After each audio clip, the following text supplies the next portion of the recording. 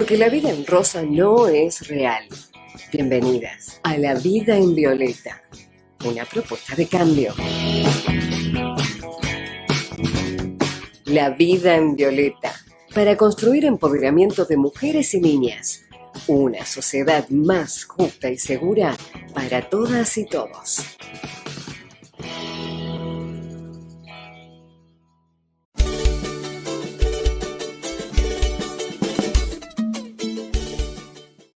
Hola, muy buenas tardes, bienvenidas. Y como digo siempre, ¿por qué no? Bienvenidos también a una nueva emisión de La Vida en Violeta. Soy Verónica Pereira Carrillo y hoy tenemos un tema realmente muy interesante y un panel excelente. Doy la bienvenida a las miembros del panel que nos acompañan y también a la gente que nos está siguiendo desde Facebook Live de La Vida en Violeta y en el mío personal.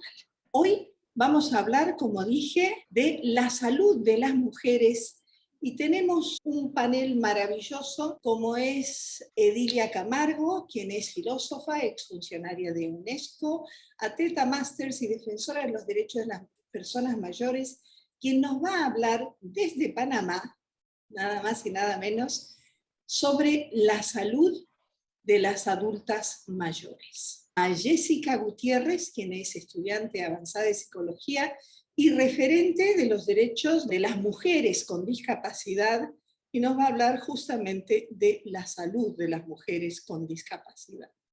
También escucharemos a Laura Aguirre, quien es psicóloga y magíster en salud mental, que nos va a contar sobre la salud mental de las mujeres. A la doctora Sonia Gutiérrez, médica terapia intensiva, clínica y terapia del dolor, quien nos va a dar su comentario. Y desde México nos llega la voz de Dayabasini Rodríguez, quien es budista, logoterapeuta y doctora en ciencias sociales, que nos va a hablar de la salud espiritual de las mujeres.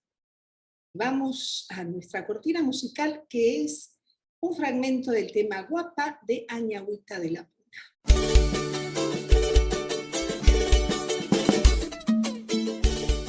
¿Y por qué viene a cuento la salud de las mujeres? Porque normalmente se cree que al ser todas y todos iguales ante la ley es exactamente lo mismo pasa con la medicina, exactamente lo mismo pasa con la ciencia, y la idea de La Vida en Violeta es justamente desmitificar esos preconceptos y visibilizar lo que se pueda mejorar. Tenemos que pensar en la salud de las mujeres y en la perspectiva y en el perfeccionamiento de la mirada sobre la salud de las mujeres como una asignatura pendiente en la medicina. Les cuento que el 28 de mayo se celebra el Día Internacional de Acción por la Salud de las Mujeres. Aquí vemos un cartel que dice «La salud será feminista». Esta iniciativa del Día Internacional de Acción por la Salud de las Mujeres ha sido conmemorado por activistas defensoras de la salud y los derechos de las mujeres desde 1987, cuando durante la Conferencia Internacional de la Salud de las Mujeres en Costa Rica, la Red de Salud de Mujeres Latinoamericanas y del Caribe propuso establecer este día, esta fecha, como el Día Internacional de Acción para la Salud de la Mujer. Liderando el movimiento, esta red tomó la responsabilidad de promover y coordinar las acciones regionales, es decir, en toda América Latina y Caribe, en torno al día desde entonces. Y hay una campaña permanente que se llama El Grito Global por la Salud de las Mujeres. Vamos a ver un poco de esto ahora mismo. La salud será feminista. Agradecemos a la membresía de la red y a cada una de las colectivas, organizaciones, fondos y personas que se sumaron a la campaña Grito por la Salud de las Mujeres en el marco del 28 de mayo, el Día Internacional de Acción por la Salud de las Mujeres. Este año fueron miles desde distintos rincones las que nos escucharon a través de la primera temporada del podcast El Aquelarre Radial, en Radio Humedales y en la radio de todas. Se presentaron 161 propuestas de 21 países y apoyamos 54 de ellas, que durante todo el mes de mayo generaron diversas acciones por la salud de las mujeres en 19 países. Más de 1.000 personas y organizaciones replicaron acciones, eventos, contenidos, información, demandas y mensajes clave para la defensa del derecho integral a la salud de las mujeres. Este grito por la salud de las mujeres fue colectivo, atravesó fronteras y se escuchó en la voz de académicas, defensoras, activistas, artistas, feministas, mujeres indígenas, campesinas, lesbianas, bisexuales, mujeres con discapacidad, jóvenes, adultas y negras.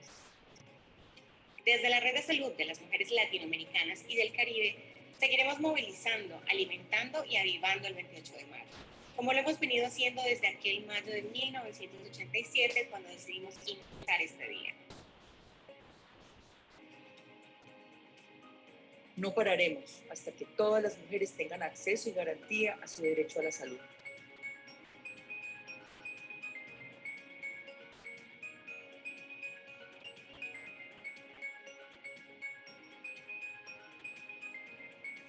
Excelente, la verdad. Es muy esperanzador ver que el tema de la salud de las mujeres es un tema que ha sido estudiado, que está siendo estudiado y que está siendo promovido y visibilizado. Antes de comenzar con el panel, vamos a ver qué nos dice la OMS, la Organización Mundial de la Salud, sobre la salud de las mujeres. Y dice, ser un hombre o una mujer tiene un impacto significativo sobre la salud como resultado tanto de diferencias biológicas como relativas al género. La salud de las mujeres y las niñas es de particular interés porque en muchas sociedades son vulnerables a la discriminación enraizada en factores socioculturales. Por ejemplo, las mujeres y las niñas afrontan una vulnerabilidad excesiva ante VIH-Sida. Y algunos de los factores socioculturales que evitan que las mujeres y niñas se beneficien de servicios de salud de calidad y lleguen al mejor nivel posible de salud incluyen las relaciones de poder desiguales entre hombres y mujeres, las normas sociales que disminuyen la educación y las oportunidades de empleo remunerado y una concentración exclusiva en los roles, que es una concentración, un foco exclusivo de los roles reproductivos de la mujer. Y finalmente, una experiencia potencial o real de violencia física, sexual y emocional. Y sigue, mientras la pobreza es una barrera importante para buenos resultados de salud, tanto para hombres como para mujeres, la pobreza tiende a pesar de manera más fuerte sobre las mujeres y las niñas en su salud, dado, por ejemplo, prácticas de nutrición que resulta en malnutrición en las mujeres. Y bueno, hay estadísticas, y los invito a visitar la página de la OMS, hay estadísticas sobre el tema, sobre la mutilación genital femenina, que ustedes saben que es desafortunadamente practicada por muchas comunidades. Hay millones de mujeres en el mundo que sufren mutilación genital femenina. También otras estadísticas que propone la OMS es sobre el embarazo adolescente, sobre la mortalidad materna, que es también otra preocupación, y por supuesto las distintas violencias contra las mujeres. Estas estadísticas no son de ONU Mujeres, sino de la OMS, de la Organización Mundial de la Salud directamente. Vamos a escuchar a Tina Turner, quien nos pregunta qué tiene que ver el amor con esto. Estás escuchando La Vida en Violeta.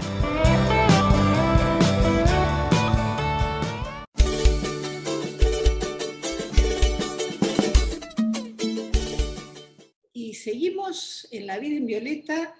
Vamos ahora sí a nuestro panel. Vamos a escuchar a Dayabásini, quien nos habla sobre salud espiritual. ¿Y por qué hablamos de salud espiritual? Porque creemos que el ser humano tiene distintas dimensiones. Carl Jung lo decía, y una de ellas es la dimensión espiritual. ¿Qué tal? Mi nombre es Dayabásini y como siempre es un gusto estar con ustedes en La Vida en Violeta. Este día voy a compartir con ustedes una breve reflexión en torno a la salud espiritual de las mujeres. En el segmento anterior hablamos de la diferencia entre religión y espiritualidad y destacamos la dimensión espiritual del ser humano como aquella en la que están contenidos nuestros valores y nuestro propósito en la vida. Por otro lado, hablando de salud, esta la podemos entender como un estado de bienestar, de equilibrio. Un estado en el que no están presentes ni la lesión ni la enfermedad. ¿Cómo será un estado de bienestar espiritualmente hablando? ¿Cómo podemos cultivar nuestra salud espiritual las mujeres? Bueno, primero que nada es importante recordar que al hablar de la dimensión espiritual del ser humano, tocamos el sentido de vida y de propósito como un aspecto fundamental. Cuando tenemos un propósito claro, entonces tenemos un rumbo, e ir avanzando en torno a esta dirección va nutriendo cada vez más la sensación de eficacia y propósito, así como la autonomía y libertad. Sin embargo, no hay una receta universal, porque cada mujer es un ser único que experimenta y expresa sus experiencias espirituales de diferentes formas. Lo que sí es un hecho es que la autenticidad es un factor determinante para la salud espiritual.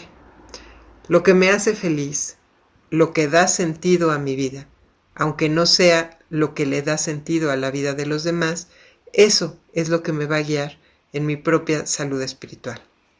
También es cierto que la libertad es un aspecto importantísimo en la salud espiritual.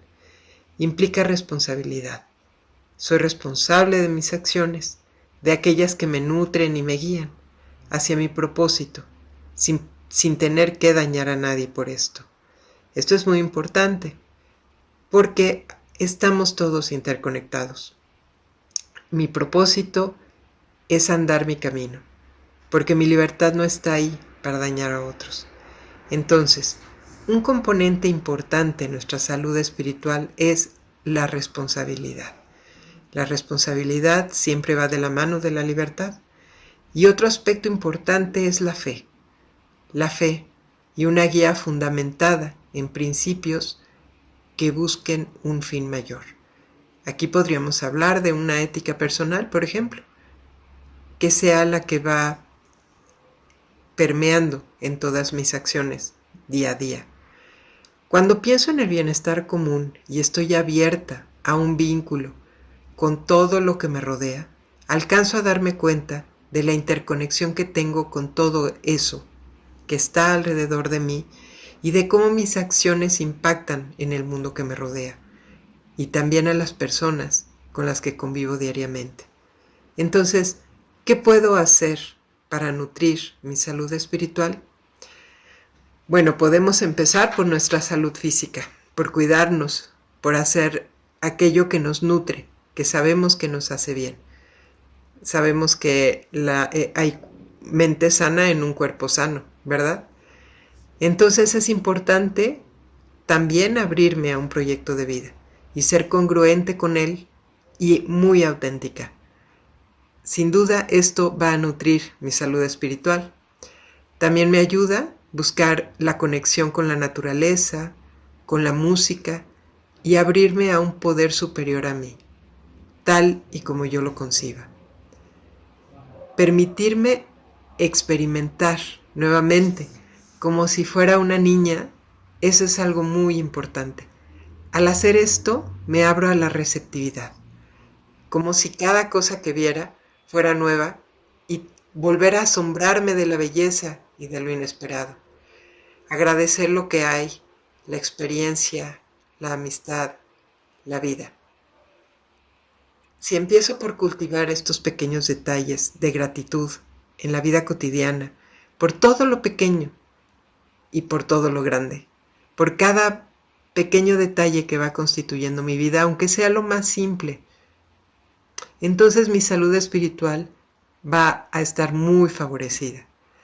Si bien la salud espiritual implica un compromiso personal que podríamos llamar una disciplina espiritual, su cultivo permite un bienestar que impacta en nuestras vidas de muchas formas positivas.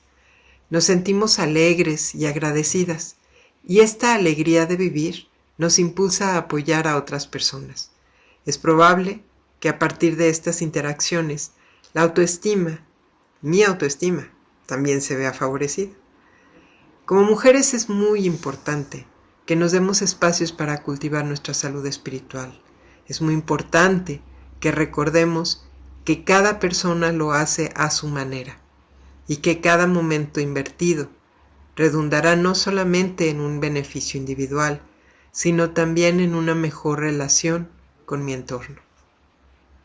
Hasta aquí la reflexión del día de hoy. Un gusto estar con ustedes. Que estén bien. Mil gracias, Dayabasini, como siempre, hermosa tu intervención. Y ahora sí, vamos a comenzar. Sonia, bienvenida, qué gusto tenerte nuevamente con nosotras, Sonia. Hola, ¿qué tal? Bueno, muchas gracias por la invitación. Y bueno, en esta época complicado, pero bueno, tratamos de poder estar hoy. Bueno, en realidad, digamos, lo que respecta a mi área, no sé qué quisieras, pero si quieres preguntarme algo en especial. Y si no, bueno, te puedo hacer un breve comentario, digamos, de lo que implica la salud, digamos, de la mujer en la terapia intensiva. Yo trabajo en la terapia intensiva materna en el Hospital Materno Infantil y estoy a cargo, digamos, de las madres que se complican, ¿no? Con cualquier patología en relación al embarazo, porque son las pacientes que atendemos ahí. Em, la verdad que a nivel, digamos, médico, nuestro tratamiento es igual en ambas personas, ¿no? En hombres y mujeres. Pero en la embarazada hay una diferencia enorme porque tenemos, digamos, en nuestra responsabilidad una persona que está, digamos, en una edad donde es fundamental para la sociedad y para la familia. Cuidar esa vida es mucho más, es como que tiene más peso, ¿no? Que cuidar, no es que las otras vidas sean desvalorizadas, por supuesto, pero yo creo que todos me van a entender porque tenemos una persona que tiene a cargo toda una familia. Sabemos que en la mayoría de los casos, la madre, las mujeres, el sostén, digamos, de la familia, digamos, el sostén a veces económico en esta época, y a veces, y en general, digamos, siempre el sostén, digamos, del afecto, de la responsabilidad, de llevar adelante una organización distinta, ¿no? Que por naturaleza la tenemos, digamos, como mujeres. Entonces, tener una pérdida de esa magnitud es como que tiene mucho impacto social y nos genera, digamos, mucha tristeza y mucha responsabilidad a la hora de atender a una paciente así. Y en este año tan difícil nos tocó, digamos, atender pacientes con COVID, que en un primer momento no se sabía que se afectaba o no, o de qué manera afectaba, y bueno, acá en Argentina y en Jujuy, me imagino que en el mundo, pero todavía no tenemos reportes claros. Tuvimos mucha afección, digamos, de esta patología en embarazadas y con mucha mayor gravedad que en las personas que no estaban embarazadas. Así que tuvimos muertes, es muy difícil el manejo porque la medicación que se utiliza en el COVID no se puede usar en la embarazada. Entonces, o trae complicaciones, digamos, se la puede usar, pero con complicaciones en el feto. Entonces, la verdad que fue un año difícil y aún así, digamos, tratando de tomar todos los recaudos y los cuidados en las pacientes, tuvimos 4 muertes maternas en el hospital. Así que bueno, eso fue muy, muy doloroso y bueno, tiene un impacto social tremendo, ¿no? Sonia, una pregunta. Cuando va una mujer que tenemos estas responsabilidades que bien mencionaste, nos es más difícil el autocuidado, cumplir, por ejemplo, con las consultas médicas, porque no tenemos con quién dejar, muchas mujeres no tienen con quién dejar a sus hijos o a los ancianos que están a cargo.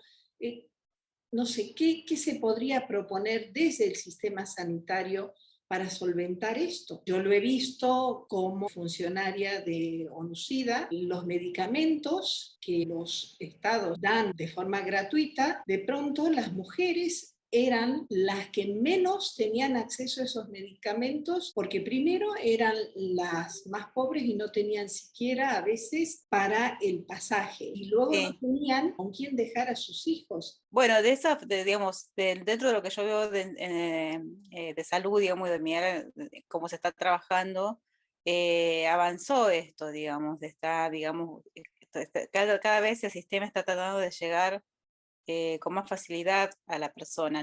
Se está tratando de cambiar esta mentalidad de que el paciente tiene que venir a nosotros tenemos que ir al paciente, por toda esa situación que vos planteás, ¿no? De las distancias, de la pobreza, a veces no tomar dimensión de lo que significa estar con un síntoma, con la patología, los controles, digamos, de los embarazos. Entonces ya se está tratando de erradicar esto de que la paciente tiene que venir a nosotros y si no quiere hacer un tratamiento no lo hace y listo. O sea, no.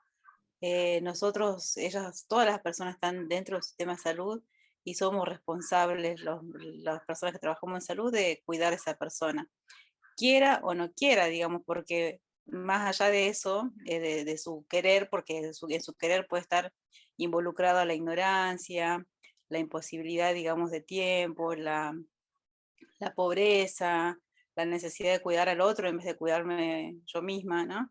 Entonces, lo que se trata de hacer es eso, digamos, tratar de concientizarnos de que nosotros tenemos que ir a las personas.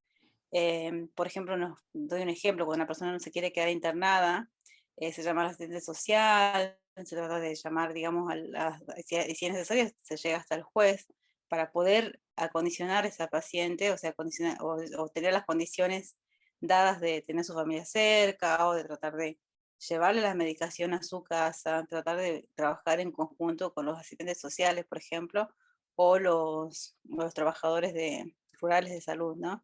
Entonces, los agentes sanitarios. Se está tratando por ir por ese camino. Obviamente es un camino, va a ser un camino largo, está siendo dificultoso porque hasta que todos podamos entender esto de que la persona, por más que no quiera atenderse, es parte del sistema de salud y es nuestra responsabilidad. Hasta que no todos entendamos esto, va a ser difícil cambiarlo, ¿no? Pero bueno, o sea, se está tratando de trabajar en eso, por lo menos lo que he visto en este último tiempo, que cambió, digamos, respecto qué sé yo, 3 años atrás, por ejemplo. Perfecto, son pasos adelante. En estos momentos vamos a pasar a Jessica Gutiérrez, con tu perspectiva, porque es muy, muy interesante y es una perspectiva muy nueva, digamos, que está saliendo a luz en este último tiempo. Totalmente. La verdad es que las mujeres con discapacidad en particular, en este último tiempo empezamos a ser más visibles porque hemos salido más a la vida pública, ¿no?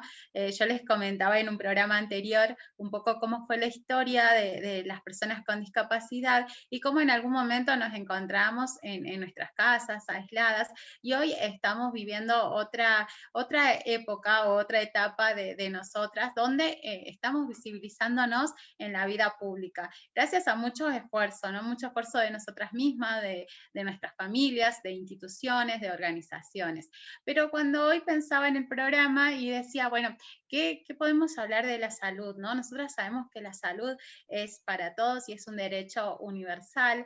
La salud integral es un derecho universal, y yo decía, bueno, ¿en qué medida las mujeres con discapacidad accedemos a esa salud, ¿no? ¿En qué medida nosotras podemos encontrarnos con esa salud de manera autónoma? Y pensaba y decía, bueno, siempre nosotras hablamos acerca de las barreras, estas barreras que son las que hablan de la discapacidad, ¿no? También eso lo planteamos en un programa anterior, cómo es que la sociedad nosotras, las personas que tenemos alguna deficiencia, interactuamos con la sociedad, pero existen barreras que hacen que mi discapacidad sea más o menos, ¿sí? Se imposibilite más o menos la participación plena en la sociedad. Y en ese sentido yo había pensado, para hacerlo como más dinámico, pensarlo en 3 áreas, ¿sí? Una que va a ser la barrera actitudinal. Siempre decimos que el conocer nos da un poder extraordinario para, para manejarnos en la vida, ¿no? Y pensaba en cuántos del personal médico o personal sanitario conoce sobre la realidad de las particularidades de las personas con discapacidad. Decíamos antes de iniciar el programa con Verónica de que las mujeres con discapacidad no somos un grupo homogéneo, no es que hay recetas para las discapacidades, ¿sí? No es que para las personas con discapacidad visual le hacemos todo en braille, no resulta así, sino de que cada discapacidad y cada mujer tiene su particularidad. Entonces es necesario que tanto el personal médico como sanitario conozca acerca de esa realidad. Esto va a favorecer a que no haya estereotipos de las mujeres con discapacidad o las imágenes que no hacemos sobre la discapacidad. Por ejemplo, esto que sucede siempre cuando vamos a los servicios de salud. Vamos y el médico o la doctora dice, bueno, ¿venís acompañada? No, muchas veces no queremos ir acompañada o no podemos. Esas son 2 cuestiones, no queremos o no podemos. Y en ese sentido, a veces es, no te voy a hacer tal examen porque no hay alguien de tu confianza. No, porque no hay nadie que pueda hacer de intérprete entre lo que yo te digo y lo que vos tenés que entender. En ese sentido, siempre decimos de haber una información que sea completa, veraz y que sea de acuerdo a las necesidades. ¿Sí? Entonces, el conocimiento y la sensibilización acerca de cada discapacidad es indispensable para que las mujeres con discapacidad podamos hacer uso de este derecho. En otra área yo lo había dividido acerca de lo que son las barreras arquitectónicas. Pensemos en nuestros hospitales, pensemos en nuestros centros de salud de cada barrio. ¿Qué centro de salud o qué hospital tiene rampas? ¿Cuáles tienen pasillos amplios para la silla de ruedas? O los consultorios son súper chiquititos y se entiende que es por una necesidad, pero ¿qué silla de ruedas puede girar ahí? Pensemos en los estudios, ¿no? Como las mamografías o los estudios ginecológicos. Pensemos en cómo accede una mujer con discapacidad motriz a esas camillas. Entonces, pensemos si la salud integral sigue siendo universal o no. Luego había pensado en dividirlo acerca de las barreras comunicacionales. Existen muchos programas de nación, existen varios proyectos que acercan a las mujeres a la información acerca de la salud, pero pensemos cuánto de esto es accesible para las personas con discapacidad. Generalmente son videos, o son textos, o son fotografías, y no podemos acceder a eso de manera autónoma, cuando yo quiero, no cuando tengo a alguien que me lo puede leer, o cuando alguien me lo describe al video. Tiene que ser eso, pensado en todas las realidades. Entonces, pensemos en que las mujeres con discapacidad tenemos derecho a ser atendidas, a ser tratadas, de manera respetuosa, con mucho respeto, y tenemos el derecho a que se nos brinde información de manera veraz, completa y de acuerdo a nuestras necesidades. También hablábamos de que cuando nos acercamos a los centros de salud o a los hospitales y preguntamos, ¿cuántas mujeres con discapacidad vienen a solicitar tal o cual información? Y lo que se nos dice siempre, no las distinguimos entre personas con discapacidad o no creemos que eso es bueno, pero como siempre decimos, cuando no tenemos información, cuando no tenemos estadísticas, otra vez volvemos a ser invisibilizadas. Y cuando tenemos datos, tenemos información, podemos acceder, podemos accionar sobre ese grupo para poder dar respuestas de acuerdo a sus necesidades. Excelente. Si uno va a otros países, por ejemplo, a Estados Unidos, yo recuerdo que ponían en la descripción, decían raza. Recuerdo que me daba una ira enorme en el médico. Ponía humana. Total. Pero luego me enteré que era para estadísticas. Y realmente me hizo todo el sentido del mundo. La intención, que es buena, donde no discriminar, se invisibiliza, por ejemplo, porcentaje de mujeres con discapacidad que acuden a los consultorios lo que sea, oftalmológicos, ginecológicos, etcétera, etcétera, eso se va invisibilizando. Es muy curioso. Esperamos que en algún momento eso comience a cambiar porque es una forma de poder ayudar también. Seguimos con La Vida en Violeta. Vamos a escuchar ahora a Lunas Morenas, a Karina Lázaro y Mariela Contreras. Estás escuchando La Vida en Violeta.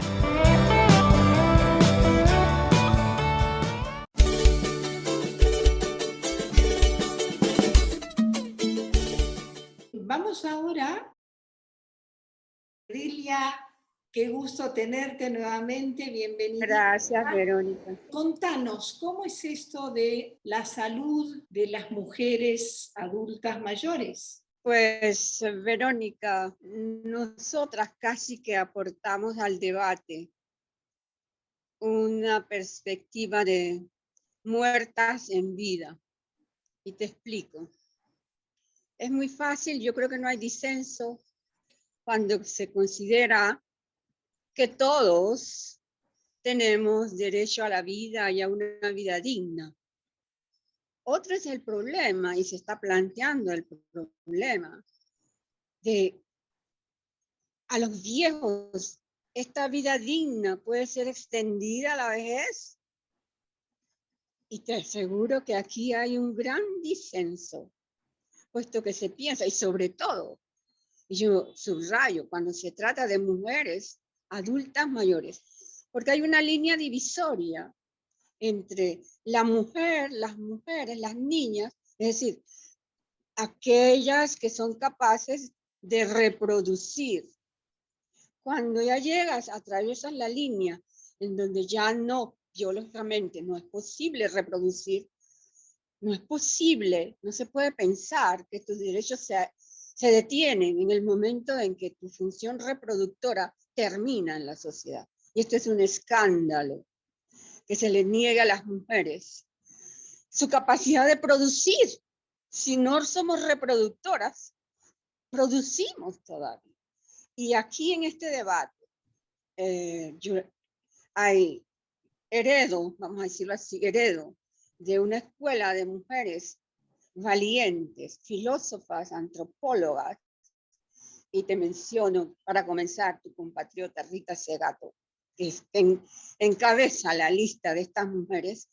Poner el cuerpo, la escritura de los cuerpos. Los cuerpos escriben también, y se leen los cuerpos de las mujeres, la violencia que ejerce la sociedad sobre ellas, y sobre todo, las mujeres adultas mayores. Puedo dar testimonio de esto. Judith Butler, Cynthia Fleury, ayudados por un hombre, un filósofo increíble, Giorgio Agamben, que también aporta a este debate. Cuando habla de nuda vida, de esa espada afilada, de la noción de fuerza, de valentía, de coraje, de responsabilidad. Y yo puedo asegurarte, Verónica Pereira, que envejecer, ser vieja hoy día, y vieja saludable, activa, es necesario ser valiente, enfrentarse a los estereotipos, ayudar a deconstruir todos esos constructos en contra de las mujeres y su salud. Y sobre todo, imagínate cuando una mujer de 80, en la categoría de 80, 84 años, sigue compitiendo, por ejemplo, practicando deportes de alto rendimiento. Qué espanto que llegues a un hospital y que descubran que tu corazón está grande. Pues claro que está grande. Correr una maratón y 20 tantas veces te ha agrandado el corazón. No eres una persona normal. No te pueden medir con la normalidad que se mide a otras mujeres, a otras viejas, vamos a usar las palabras, ni a otros hombres de tu edad. No pueden. ¡Qué escándalo! Decretar un infarto, una amenaza de infarto porque tu corazón está crecido por el deporte. ¡Qué horror! Hubo necesidad de desmontar todos los argumentos y tuvieron que reconocer que estaban equivocados, que se habían equivocado. Entonces, esta noción de fuerza, de valentía, de coraje, es mucho más necesaria, y yo quisiera que todas las mujeres del mundo, mayores, adultas mayores, se levantaran con la fuerza y el coraje que se necesita para enfrentar estos estereotipos que no los vamos a echar abajo con una narrativa dulce de pedir permiso a los señores, de pedir permiso inclusive a tu propio cuerpo, que te dice no, tú tienes que decirle sí, vamos. Y aquí yo traigo la noción increíble de Derrida. Tú tienes que ser amiga de tu cuerpo. Esta noción de la amistad que viene desde Aristóteles. Amigos, no tengo amigos. Sí, sí tenemos amigos. Yo contradigo a Aristóteles. Sí tenemos amigos. Y mi amigo es mi propio cuerpo. Y yo tengo que ser amiga de mi cuerpo. Mucho más en la vejez que en cualquier otra edad. Entonces, ¿qué te puedo decir? No más todavía. Perdón que te Sí. interrumpa, Edilia, y es también una pregunta para todas las integrantes del panel. Yo recuerdo que en un país centroamericano, una persona del Ministerio de Salud me contó que estaban haciendo una campaña de vacunación contra el sarampión. Y entonces no había problema hasta que llegaron a una comarca indígena que tampoco voy a nombrar y me cuenta que estaban en esta campaña de vacunación y los jefes de la comarca esta le dijeron al equipo del Ministerio de Salud que no iban a hacer la campaña de vacunación. No los iban a dejar entrar a la comarca para que vacunaran a los miembros de la comunidad, que había unos pocos casos de niños y que esos niños estaban, por supuesto, con sus madres aislados del resto de la comunidad y que no había problema. Creo que pasó del 100 y algo víctimas entre niños y niñas y sus madres murieron, pero cuando murió un hombre adulto, uno, dejaron pasar al equipo del Ministerio de Salud. Aquí no era un sistema sanitario, sino que era lo que mencionó Jessica, la cuestión actitudinal, los preconceptos que somos de segunda. Me parece súper bueno lo que cuentas, Edilia, sobre los preconceptos respecto de las adultas mayores. ¿Qué soluciones logras ver respecto de esto? Las soluciones, yo creo que no podemos generalizarlas, pero porque hay mujeres y adultas, es decir, vejeces. Entonces, ¿cómo te diré?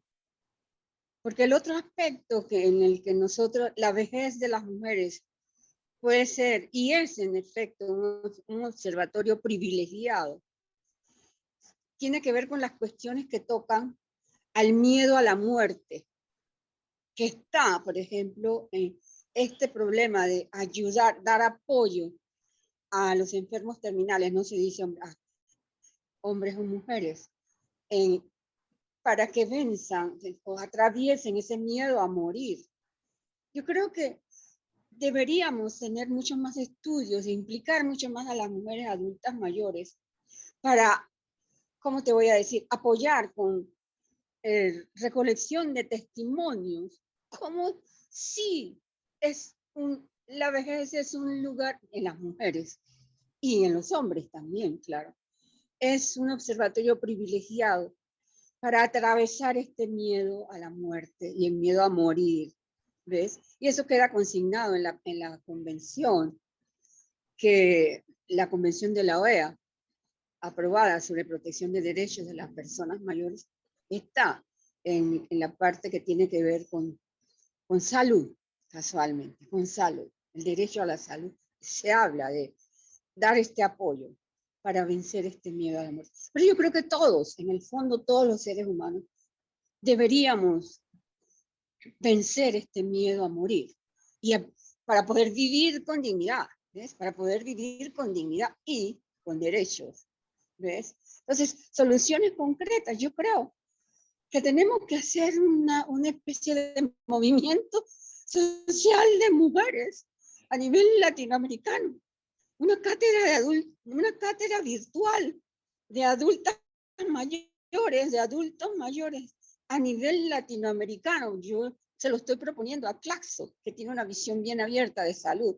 Hablan de soberanía en salud, que es una perspectiva totalmente nueva. Esta sería una propuesta concreta para poder movilizar conciencia, porque el problema es movilizar conciencia, sacar la fuerza para que nosotros dejemos también de ser víctimas. Mi ex jefe en Nueva York acaba de decir en un coloquio, él fue relator especial de la ONU contra la discriminación racial, basta, basta, le dice a los negros, a las poblaciones negras del mundo, basta de seguir considerándose víctimas, busquemos las fuerzas para salir de esa situación de victimarios. Y yo creo que tiene toda la razón. Y yo termino hoy diciendo lo mismo. Ojalá pudiéramos organizar esta cátedra virtual, Verónica, con Claxo o en tu universidad, proponla, para despertar las conciencias y sacar las fuerzas que necesitamos para hacer los cambios cambios de paradigmas en la vejez. Eso no se hará por obra ni por decreto de los gobiernos, ninguna convención lo hará si no lo hacemos nosotras, despertando las conciencias y sacando la fuerza, valientes, el coraje que se necesita para enfrentar todos esos paradigmas que nos han decretado muertas en vida. No puede ser. No, yo me niego a que se me considere como muerta en vida. No, y digo no, hasta mi último aliento diré no. Yo me agarro a la vida, y Simone de Beauvoir no tenía razón. No es cierto que lo que se opone a la vida es la muerte. Lo que se opone a la vida no es la muerte, la vejez. No, es mentira, no es cierto. No es cierto, la vejez sigue siendo vida y hay que luchar mientras uno tenga el último aliento, hay que luchar con valentía por una vida digna y con derecho. Gracias, Verónica, por esta gran oportunidad que me has dado. Mil gracias a vos, Edilia, y es totalmente cierto lo que decís. Yo sé que ya se está movilizando el colectivo de personas mayores, pero también de mujeres mayores. Aquí hay un colectivo encabezado por Perla Perigoyin o algo así, está en las redes, que está indagando y un poco visibilizando esta problemática, ¿no? Y esta situación. Y tenemos a Laura Aguirre. Primero, dos comentarios, digamos, que me surgieron mientras escuchaba a Edilia sobre las mujeres en la vejez. Y bueno, justamente lo que implica, ¿no? El ideal de belleza que nos imponen los discursos sociales a las mujeres. De hecho, cuando ella hablaba, además de que es un golpe a la autoestima, y esto, bueno, es uno de los temas de la salud mental de las mujeres, el verse vieja está visto, digamos, por el discurso patriarcal, ¿sí?, como algo descartable. Entonces, las mujeres, está comprobado que las mujeres gastan mucho presupuesto. Hola.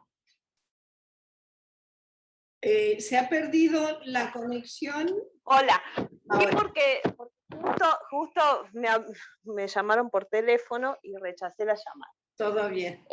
Y me estaba acordando el bebé que me agarra el teléfono. Me estaba acordando también de lo que tiene que ver con la canción de Manuelita la Tortuga, ¿no? Me estaba acordando justo mientras ella hablaba de que María Elena Walsh habla de esta tortuga que se va a hacer el tratamiento de belleza para encontrarse a su tortugo, y dice, vieja no me va a querer. Claro. Entonces, uno de los grandes problemas en salud mental y que aparecen en la clínica en las mujeres es el miedo y el temor al abandono, ¿no? El vacío que experimentamos ante un posible abandono, real o fantasiado. Y bueno, y de hecho uno de los trastornos más comunes en las mujeres, además de la depresión y la ansiedad, es el trastorno límite de la personalidad, que está más diagnosticado o sobrediagnosticado en mujeres, ¿no? Que es un patrón de desregulación emocional que implica, bueno, entre otras cosas, intentos de suicidios, autolesiones, y bueno, y este miedo y temor, a veces irracional, al abandono, ¿no? Al abandono de las personas queridas, y bueno, y otro de los patrones es la manipulación. Pero bueno, eso por ahí eso un poco para comentar y para retomar lo que hablaba la panelista anterior, y después, bueno, estaba pensando un poquito en lo que hablabas de, bueno, de esto de esta comarca cuando el hombre muere, cuando este hombre muere. Y bueno, justamente tiene que ver también con lo que históricamente son los privilegios de los que gozan los hombres, en realidad, en cuanto a somos los seres productivos, los que sirven, y los niños, los discapacitados o las personas, digamos, las mujeres o el colectivo trans, ¿sí? Son los otros, ¿sí? El discurso que promueve una masculinidad hegemónica. El hombre como lo productivo, el que sale, el que hace, digamos, uso de la vida pública, el gobierno, ¿no? De una tribu, ¿sí? En muchos casos, y la mujer como lo otro, como la dueña del cuidado, la reproductora, ¿sí? Pero a su vez descartable, ¿no? Bueno, y esos dos comentarios era lo que, bueno, se me ocurría en ese sentido, digamos, en relación a este tema que nos convoca hoy. Pero el tema de la salud mental de las mujeres, bueno, yo lo encuadré en lo que es el concepto de la OMS, ¿sí? Que incluye un estado completo de bienestar físico, mental y social, ¿sí? Y no solamente la ausencia de afecciones orgánicas o la ausencia de enfermedad. Entonces, cuando hablamos de salud mental, nos focalizamos sobre todo en el bienestar emocional, en el bienestar mental, ¿sí? En el caso de la OMS, y que tiene que ver con estar adaptados y lograr nuestra propia autorrealización en todos los ámbitos, ¿sí? En ese sentido, va dirigida a la salud mental en general, ¿bien? En el caso de las mujeres, nosotros tenemos un contexto de, por ejemplo, de mayores, estoy con el bebé, perdón, de mayor desempleo, ¿sí? Nos atraviesa el desempleo, el trabajo a tiempo parcial y por lo tanto unas ganancias económicas menores que los hombres. Y bueno, los problemas que acarrea, por ejemplo, cuando una mujer tiene que, qué sé yo, pedir licencias o por maternidad, que ahí a veces en muchos lugares de trabajo implica una baja en la productividad, entonces lo ven ahí, o en las entrevistas de trabajo también, cuando preguntan mucho, ¿pensás tener hijos? ¿Sí? O bueno, o qué edad tienen tus hijos, entonces por ahí no tiene que ver con la destreza o la habilidad o la formación académica, la calificación o competencia que pueda tener esa mujer, sino con el contexto que la atraviesa.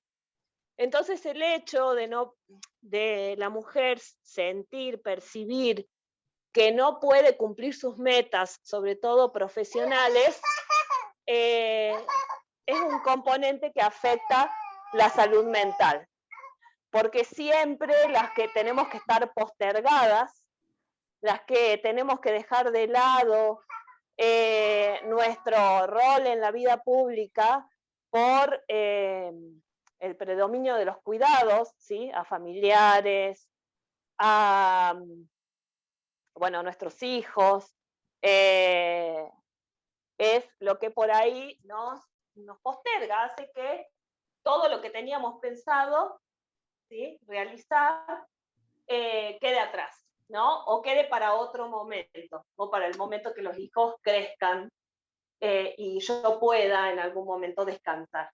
Entonces, por lo tanto, hay en la demanda de la salud mental, la mayoría de las mujeres padecen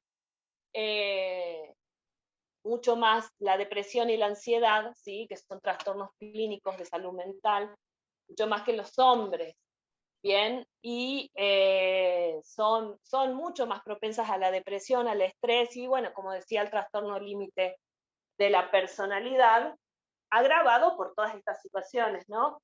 En un panel anterior también hablaba de cómo, a ver, primero hay dos estigmas, no solamente el ser mujer y el tener una labor de cuidado o de predominio del cuidado, sino también el estigma de la locura, ¿sí? Que está muy atravesado en los discursos cotidianos y que es, bueno, la loca esta, o mi ex está loca, ¿no? El ser mujer ligado a la locura, ¿sí? Incluso cuando decía el otro día, ¿no? Como en la época de Freud, la mayoría de las mujeres, ¿sí? Era diagnosticada de histeria que proviene de útero, ¿sí?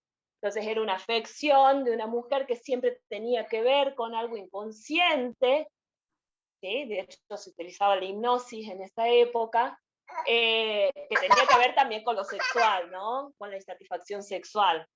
Y también estas mujeres que seducen pero que no quieren darle rienda suelta al deseo, ¿sí?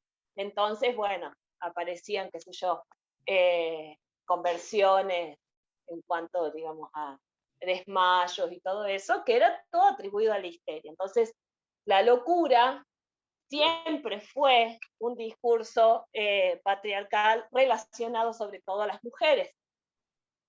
Y ahí también, bueno, esto al margen, yo que trabajo en el servicio penitenciario, tenemos un sistema de guardias pasivas, entonces en la unidad de mujeres es la que mayor demanda tiene, pero porque la mujer no silencia su malestar, la mujer grita su malestar, lo grita, lo llora, ¿sí? Lo dramatiza, ¿sí? Porque eso nos hicieron creer siempre que somos dramáticas, que manipulamos, ¿sí? Que si hablamos, ¿sí? Nos van a rechazar.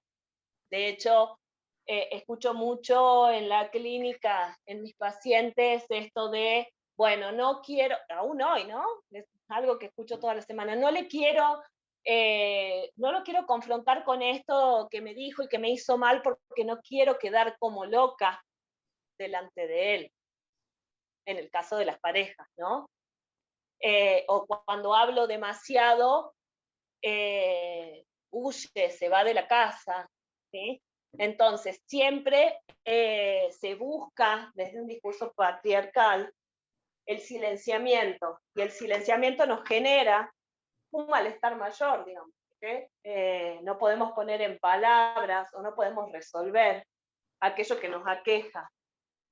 En el contexto de pandemia, igualmente, bueno, también la carga mental de las mujeres o las presiones que tienen que ver con el cuidado más el trabajo creció. Entonces, tuvimos que empezar a procesar en paralelo, ¿sí? Nuestro hogar, aquel refugio de cuidados, también se transformó en muchos casos en lugar de trabajo. Y también nos transformamos en maestras, además de cuidadores, ¿sí? Las que tenemos hijos chiquitos y, bueno, tuvimos que pasar todo lo que implicaba la escolaridad de un hijo dentro de la casa, ¿no? Y bueno, a ver, y en esto tiene que ver a lo que quiero llegar, todas las trabas que por ahí implica lograr nuestra propia autorrealización, nuestro propio bienestar, ¿sí? Que a veces, muchas veces tendemos y tratamos de orientarnos y hoy, bueno, obviamente que el sistema patriarcal tradicional se está quebrando muchísimo porque hoy alzamos todas la voz, pero no dejan de haber resistencia, ¿sí? El patriarcado siempre da sus coletazos, o se va transmutando, digamos, en otras cosas. Hoy podemos pensar que la mujer, además de, digamos, la mujer, por ejemplo, no tiene derecho al descanso, sale de trabajar, y después de llevar un día productivo, todavía le restan las tareas domésticas, ¿no? Si bien, bueno, eso está cambiando, de hecho, nuestra carga es mucho mayor, sigue siendo mucho mayor. Entonces, por supuesto que somos más propensas a tener un estrés crónico, ¿sí? Estrés que se traduce en síntomas de ansiedad, en malestar, bueno, en estados de ánimos deprimidos, ¿sí? ¿Cuándo va a ser el momento en que me toca tirarme a mirar televisión por un rato sin que me estén demandando? O las primeras, bueno, que de hecho las mujeres son las profesiones que mayormente eligen las mujeres tienen que ver con el cuidado del otro, ¿sí? Y eso, bueno, tiene que ver con el rol que a lo largo del tiempo hemos tenido. Pero bueno, más o menos eso quería resaltar. La idea de salud mental en las mujeres tiene que ver con las dificultades, digamos, que aún tenemos en lograr nuestra propia autorrealización y en estar por ahí y en esa angustia que tenemos todos los días y que es cotidiana, de que muchas veces nos vemos postergadas en la realización o en nuestro propio bienestar. Y a su vez, ¿sí?, tratamos de cumplir con todos los mandatos que el discurso social nos va imponiendo.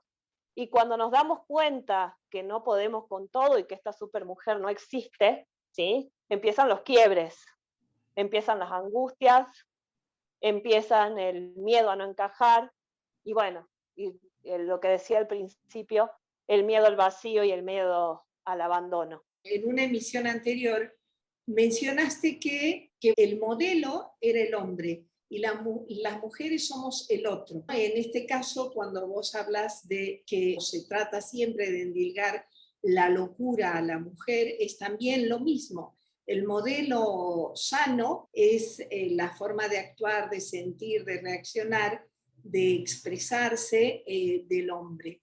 Y nosotras somos el otro. Nunca en realidad ha habido un sistema binario. Nunca ha habido una descripción absoluta y fidedigna del hombre y de la mujer, así lo mismo que ha pasado a nivel físico. Yo era niña y recuerdo que todos los diagramas de anatomía, de los órganos, etcétera, etcétera, todo era de hombres. Y yo decía, pero ¿cómo puede ser? Si lo trasladamos a eso, por ejemplo, algo tan cotidiano como una mamografía es una salvajada. Apretar la mama, eso sería impensable, por ejemplo, en un testículo, ¿no? Los hombres tienen exámenes por sangre. Y recién ahora ha salido una española que a nivel experimental está proponiendo y ha desarrollado un sistema de detección del cáncer de mama por análisis de sangre, ¿no? Podemos seguir, hace muy poco, si iba una pareja a consultar por casos de infertilidad, cuando iba el hombre, porque si no iba solo la mujer, cuando iba la pareja, siempre se empezaban con los análisis a la mujer, porque se suponía que a la que le faltaba, la que tenía el defecto, era la mujer. No hablemos de los métodos anticonceptivos, no sé cuáles son las estadísticas, pero una ligadura de trompas es algo súper normal, entre comillas, al menos habitual. La vasectomía es un horror, bastante excepcional. Yo tenía, la verdad, muchas esperanzas que con esto de la pandemia del COVID, al ver que las mujeres teníamos una cierta ventaja respecto de COVID, que se desarrollara al menos un interés en estudiar la fisiología de la mujer y no ha pasado eso, desafortunadamente. Vamos a un último tema musical y voy a dejar a las compañeras que están en el panel la pregunta: ¿cuáles son las soluciones de esta asignatura pendiente de la medicina con respecto de la salud de la mujer? Y vamos a escuchar. Estás escuchando La Vida en Violeta.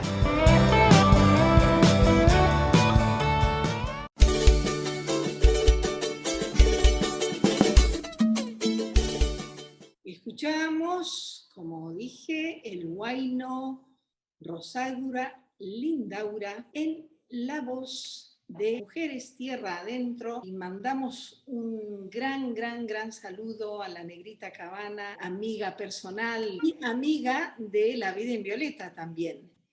Y ahora volvemos entonces con nuestro panel y vamos a cerrar. Las panelistas que estén, ¿qué querrían añadir como última reflexión sobre este tema? Bueno, en mi caso pensaba cuando nos dejaba la pregunta abierta acerca de qué posibles soluciones hay, siempre pensábamos desde el lado de la discapacidad, que es interesante que desde la etapa de formación de los médicos, de todo el personal de salud, existe una cátedra o unas horas acerca de la discapacidad, para poder derribar mitos, para poder también cambiar los estereotipos que se tienen sobre discapacidad, como así también pensar que desde los mismos hospitales o desde los mismos programas existe esta formación de manera constante, tanto desde pensar desde la comunicación hasta pensar en que puedan ellos comunicarse con lenguaje de señas argentina, que sería un sueño hecho realidad. Creo que son formas también de crear un mundo posible para todas y todos. Mil gracias, Jessica. Y seguimos entonces a ver quién se anima. Edilia, venga. Yo pienso que el debate debemos tomarlo por dos lados. El decenio del envejecimiento saludable de la OMS, que acaba de lanzarse, pide un nuevo pensamiento sobre la vejez. Y este nuevo pensamiento es trabajo de la academia. Entonces yo creo que esta cátedra regional latinoamericana virtual de adulto mayor debe ponerse en pie cuanto antes. Y dos, todas las mujeres, los hombres que quieran unirse al movimiento nuestro, es necesario poner el cuerpo en el combate también, como dice Judith Butler.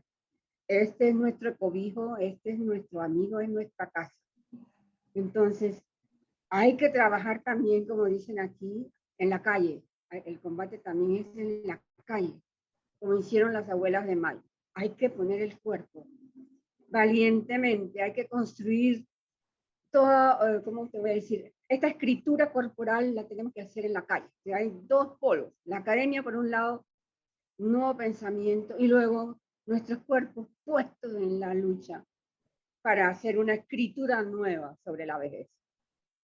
Mil gracias, Edilia. Y la verdad yo tengo que decirte que me estás tentando mucho la idea de sumarme a las huestes, porque bueno, por una cuestión de edad y también de interés, ya es hora y nos queremos vivas, nos queremos saludables. Nos queremos vivas, nos queremos hasta el último aliento, hasta alargar el último aliento. Exactamente. Laura, ¿con qué podrías cerrar esta emisión? Bueno, yo cierro un poquito con el eslogan que siempre se trabaja en el Día de la Salud Mental, ¿no? No hay salud sin salud mental. Entonces, por ahí tener en cuenta que lo físico o cada afección física tiene su contraparte o su correlato, ¿sí?, en un padecimiento de origen psicológico, mental y emocional. Entonces, ver qué emociones, registrar qué emociones, ¿sí?, son las que están predominando en este momento, y en el caso de las mujeres, ¿sí?, no silenciarnos por miedo a la soledad o a quedar vacías, o que la locura, ¿sí?, sea considerada como una afección que nos limita, ¿sí? Y bueno, y empezar a utilizar los servicios de salud mental en pos de una salud mental integral para las mujeres. Mil gracias. Decirles que el 25 de mayo es el día en que se celebra la Revolución de Mayo, del 25 de mayo, y decirles que están visibilizándose cada vez más el papel de las mujeres en dicha revolución y en las guerras de las independencias. Aquí hay hasta para niños, de Chirimbote está Antiprincesas de la Revolución de Mayo. Felipe Piña tiene excelentes videos, 2 de unas charlas en la UBA, en la Universidad de Buenos Aires, sobre las mujeres de Mayo. Se los recomiendo vivamente. Y bueno, agradecer un montón a todas las compañeras que han hecho posible esta nueva emisión de La Vida en Violeta, a Laura, Edilia, Dayabasini, Jessica y Sonia, desde luego, a quien enviamos un gran saludo, ha tenido que ya retirarse por cuestiones laborales. Y ahora sí, les voy a pedir a todas, panelistas y no panelistas, que pongan sus cámaras porque ya nos vamos. Esto ha sido todo por hoy en La Vida en Violeta. Soy Verónica Pereira Carrillo. Las esperamos en una nueva emisión de La Vida en Violeta el próximo martes. Esto fue La Vida en Violeta, una propuesta de nuevos enfoques, iniciativas y empoderamiento. Te esperamos todos los martes